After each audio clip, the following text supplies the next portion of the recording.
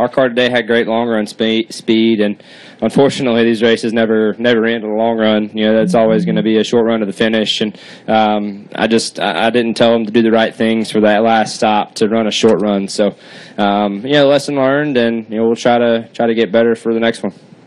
All right, we'll go ahead and take questions for Chase. If you have one, please raise your hand and state your name and affiliation. We'll start up front with Jim. Go ahead, Jim.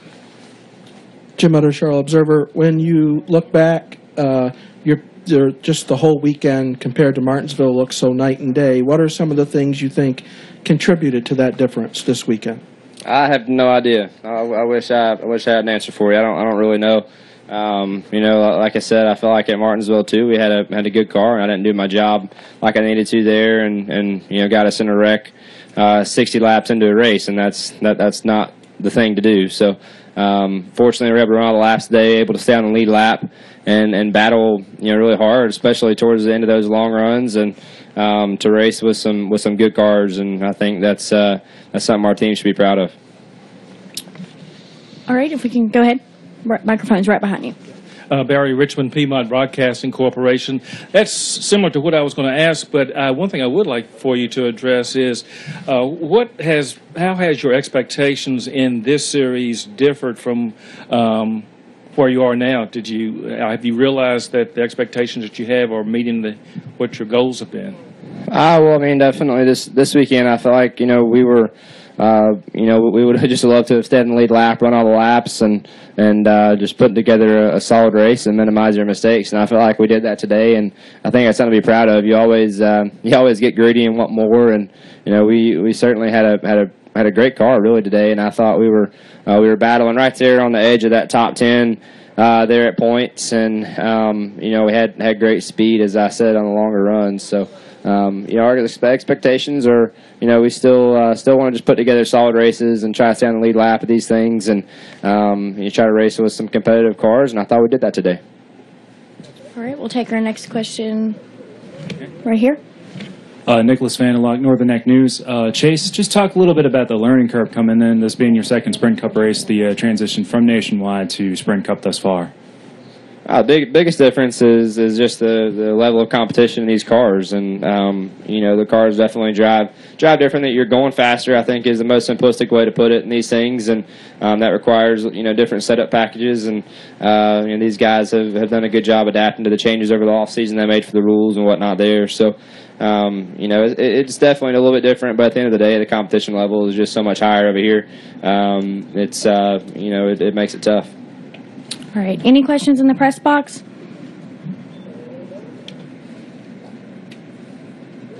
All right. We'll come back to Stan. Go ahead. Stan Creekmore with RPM Tonight. Chase, no matter how old a driver is, how many years he's had in this sport, no matter what, most of them walk out of every single race and say, I learned something. What do you think is the greatest thing you learned today in this event?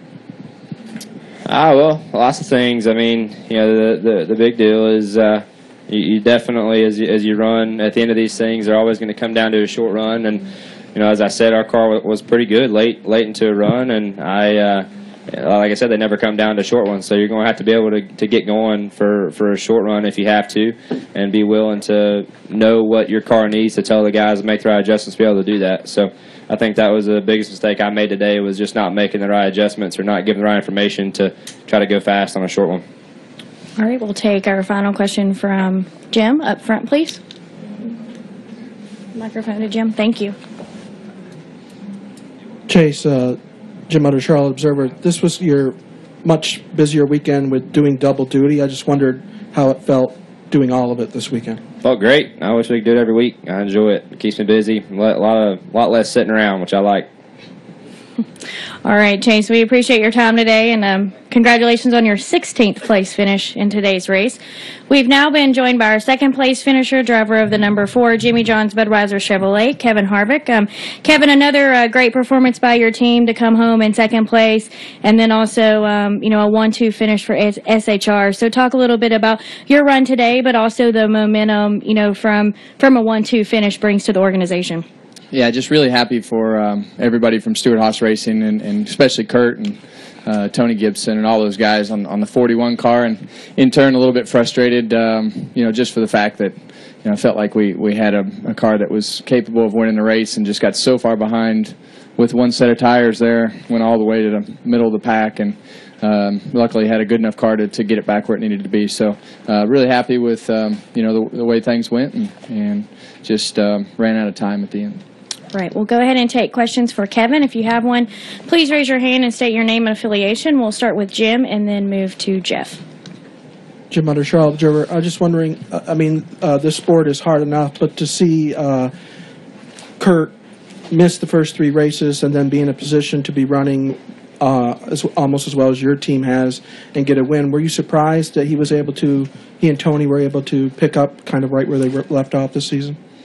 Well, the last 3 races of the last season, they ran well and were able to build everything that they needed to go into the off season and understand what they needed to work on, and built good race cars and have been competitive every week. All right, go ahead, Jeff. Jeff Clark from USA Today. You've talked in the past about hoping to keep some of these drivers out of the chase that are going to be your competition. Obviously, it's your teammate, so you'd, I assume, hope he makes it. But, he's your biggest threat this year, it seems like, and now he's officially in it. Does that have any impact on you? None. Because we're happy that he's in. So, it's the biggest impact is that it's good for the organization. So you just expect to race against that car, and that's what you do every week. Right. We've also been joined by our 4th place finisher this afternoon, Jamie McMurray, driver of the number 1 Energizer Chevrolet. And Jamie, a solid performance for your team today. Talk a little bit about your run here at Richmond. Well, we just had a really good car after 40 or 50 laps. I struggled a little bit at the beginning, tight and loose, just not a lot of grip. And the other guys' cars just seemed to fall off a little bit more than ours. So really, in order for us to have a shot at winning, we had to have a long green flag run at the end. The tires seemed to be a little bit inconsistent that we had this weekend. We had a set kind of in the middle of the race that seemed to be a long ways off, and then the set I got at the end seemed a little bit off. But overall, just didn't have a car that would take off and run for the first 25 or 30 laps. It had to go green for a while. All right, we're going to go upstairs for 2 questions. Go ahead. Hi, this is for Kevin. Tom Jensen from FoxSports.com. Kevin, could you talk about your relationship with Kurt Busch? Because you guys used to be seriously not like each other, and you seem to have a huge amount of respect for each other as teammates. Yeah, we've had a great relationship for really going on 3 years now, just, working side by side and trying to make our cars go fast. And, whatever the past is the past. And right now we have a good working relationship, and that's what's productive to move our teams forward. So that's a good thing. Stoney, Pete Pistone, MRN.com, SiriusXM NASCAR Radio. Kevin, can you just clarify for me, was it the track bar that was having trouble or the adjustment from the inside of the cockpit of the race car? Regardless of what it was broke, so I couldn't use it. I don't know which one was broke, but yeah, it was broke. All right, we'll come back downstairs. If you have a question for Kevin, please raise your hand. We'll go ahead and get those out of the way before we continue with Jamie. Go ahead, Hank. Hank Kurz with AP. Kevin, 3 of the last 4 races have been completely dominated by one car. What are your thoughts on that? What do you think's going on with that? I wish it was ours. I don't have that answer. Do you think it's a problem? I just drive. All right, we'll take our final question for Kevin over here to our left. Thank you. Nicholas Vanderlock, Northern Neck News.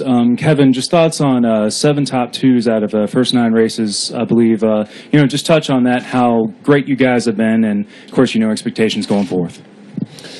Well, I'm just really fortunate to have a team that's, consists of a bunch of guys that just do their jobs week in and week out. I think we're a better team than we were last year, just for the fact that those guys it's just such a tight-knit group of people. And I tell people all the time it's very special to be a part of a team that knows what to do with each other without even having to say anything. And you see the teamwork and the camaraderie between the group of guys, and everybody enjoys working together and being around each other. And that's really what makes it go around. And Rodney and myself and the engineers, Mike, Mike and Billy, we have a good understanding of, they understand what I'm talking about and what they need to do and the magnitude of changes that we need to make, and they have a good system. So Rodney's he's an animal, when it comes to the details, and he can drive it, he can build it, he can engineer it, and that is what a good crew chief really can do nowadays. So he's got one of the guys that's going to be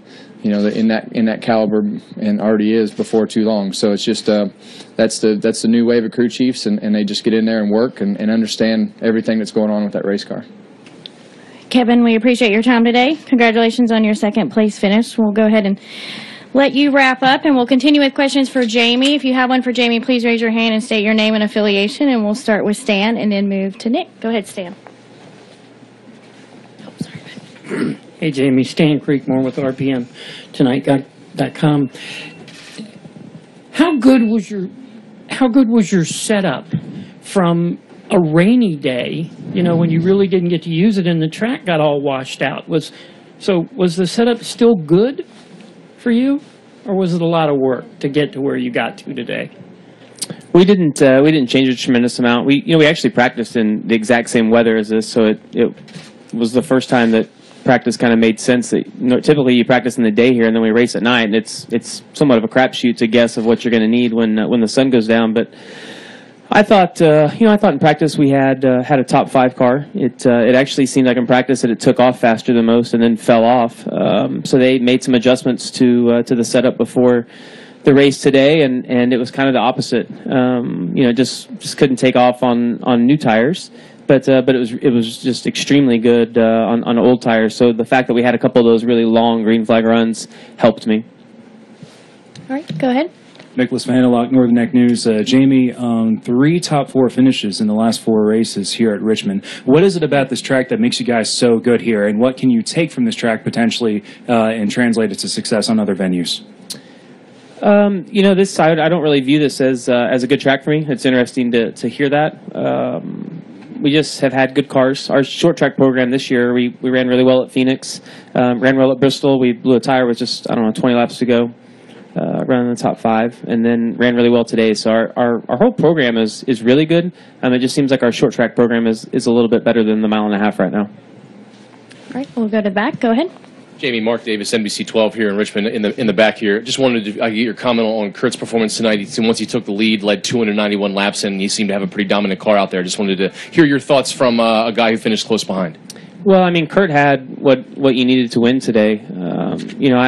I could run him down by the end of the green flag runs, but he had such a quick car on restarts, and I got 3 shots at him on the outside. They kept throwing the caution, and I tried something a little different each time to see if I could get him to spin his tires or make a mistake, and he didn't make any mistakes. He did an awesome job today, and I tried pinching him off into turn 1 to see if I can get him loose. I tried everything, and he just had a really good car, especially on the short run. And looking back now, even if I could have gotten in front of Kurt, I think his car was enough better than mine on the short run that I don't know that I could have held him up.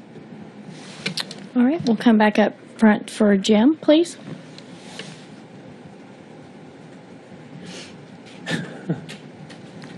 Jim Utter, Charlotte Observer. You guys, particularly you, seem to be inching ever so closer to victory lane. How close do you feel? Do you feel like you could win any week right now, or how close do you feel? Last year I thought was probably my best year in Cup racing. Even though we didn't have the wins that we did in 2010, I thought consistently we were the best. And when we had this crew chief change, I was a little bit nervous about what was going to happen. But Matt has done an exceptional job, and honestly, our cars are probably better, or are better this year than what they were last year. And he's done a really nice job of calling the races and giving me a really fun car to drive that's fast. I look at every week like we'll have a chance to win. The 4 and the 41 are extremely quick, but I think we proved today that we have a team and a car capable of putting the right position to compete with those guys. So I'm really happy with my team. The 42 ran well last week at Bristol. Our whole group is really strong right now. We just have to, and we're doing it this year. We're getting the results of kind of where we've ran, and that was one of my goals in the off season. was to finish better than where I ran in the race, and that's hard to do. It's and I mean when I look at Kevin and Jimmy Johnson, a lot of those guys, they tend to do that. They tend to run or finish just a little bit better than where they ran in the race, and I didn't do that last year. So we've done a really good job of being able to do that this year. All right, Hank, do you have a question as well?